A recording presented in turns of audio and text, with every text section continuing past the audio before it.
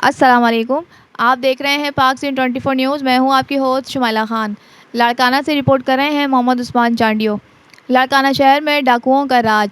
लाड़काना डाकुओं का मरकज़ बन गया। लाड़काना शहर के हैदरी थाने के करीब न्यू देरो चौक पर एक प्राइवेट कंपनी से डाकू 11 लाख और 3 मोबाइल फ़ोन्स लूटकर बासानी फ़रार।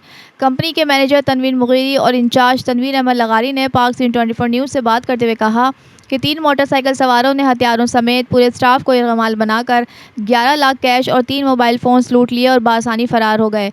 वाक़ये की इत्तला करीबी थाने हैदरी पर दी गई, लेकिन कोई भी कार्रवाई नहीं की गई। उन्होंने डीआईजी और एसएसपी लाड़काना से मुतालबा करते हुए कहा कि मुलविस डाकुओं को गिरफ्तार करके हमारा सामान वापस करवा कर हमें इंसाफ फराहम किया जाए।